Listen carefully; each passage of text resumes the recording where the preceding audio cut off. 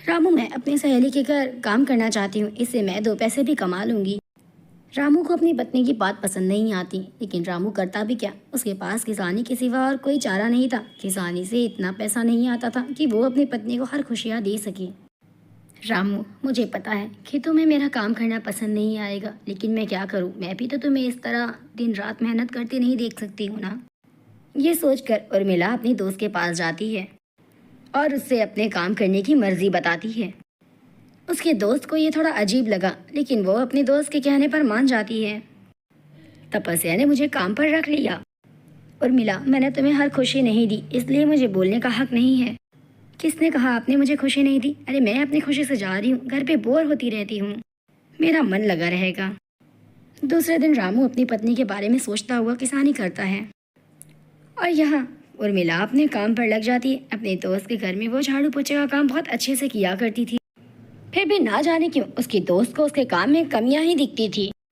तपस्या उर्मिला से दोबारा उस कमरे की सफाई करवाती है, ये बोलकर कि कमरा गंदा था। ये बात उर्मिला को बहुत खलती है। तपस्या, इसे दोस्त समझकर अनदेखा मत करना, इस पर ध्यान रखना और काम अच्छे से लेना, वरना ये लोग पैसे लेने के वक्त तो बराबर आ जाते हैं, इनसे काम तो नहीं होता। आप बिल्कुल फिक्र मत करिए, मैं इससे काम अच्छी तरह से ले रही हूँ। मुफ्त का पैसा थोड़ी ना आया है जो मैं ऐसे मुफ्त की सैलरी दूंगी। सुन और समझ तो रही हो, अगर काम अच्छे से नहीं होगा तो ये सोच लेना कि हम तुम्हें मुफ्त की सैलरी नहीं देंगे। उर्मिला को तपस्या की बातें बहुत चुभती है।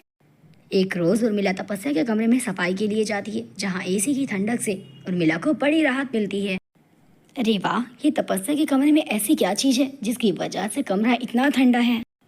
मानो गर्मी का नहीं ठंड का मौसम आ गया। ऐसा करती हूँ, थोड़ा देर बैठ लेती हूँ। उर्मिला तपस्या के कमरे में बैठकर 2 पल की चैन की सांसें ही ले रही थी कि उसकी दोस्त वहां पर आ जाती है। तुम्हारी इतनी हिम्मत हो गई कि तुम मेरे कमरे में बैठ गई? नहीं नहीं तपस्या, बस मैं कमरे में सफाई के लिए आई थी, थोड़ा ठंडक मिली तो मैंने सोचा बैठ लेती हूँ 2 पल। लेकिन तपस्या की उर्मिला ने एक ना सुनी और उस बेचारी को जलील करके काम से निकलने की धमकी दी। और आखिरकार उर्मिला को काम से निकलना ही पड़ता है। इतनी बेइज्जती के बाद भी उर्मिला जाते जाते भी अपनी दोस्त से माफी ही मांग कर जाती है। बड़े उदास मन से वहां से वो जाती है। रास्ते में उर्मिला को लोगों से पता चलता है कि गांव में एक कंपटीशन है, जो जितना अच्छा खाना बनाएगा उसे इनाम में एसी मिलेगी। ये बात से उर्मिला का चेहरा खिल जाता है। उर्मिला ने ठान ली कि वो इस कंपटीशन में जरूर हिस्सा लेगी। आज उर्मिला जिस एसी के लिए बहुत जलील हुई, उस एसी को मिलता देख वो बहुत खुश हो जाती है और अपने पति से जाकर सारी बात बताती है। अगर तुम्हें लगता है तुम कर लोगी तो ठीक है, आसान तो नहीं है, लेकिन हिम्मत बिना किए हारना भी तो ठीक नहीं है। अगले दिन ना सिर्फ उर्मिला ने खाना बनाया कि वो जीत भी लेती है इस कंपटीशन को। कंपटीशन के ओनर ने उर्मिला को अपने होटल में मैनेजर की पोस्ट दी। अब उर्मिला खुशी खुशी अपने घर में एसी लगवाती है, जिसकी ठंडक पूरा गांव आके उसके घर में लेता है। अब उर्मिला का चेहरा खिल जाता है, उसे लगता है उसने सब कुछ पा लिया। उर्मिला के ही कारण आज गांव के बड़े बूढ़े को पहली बार एसी में बैठने का आनंद मिलता है।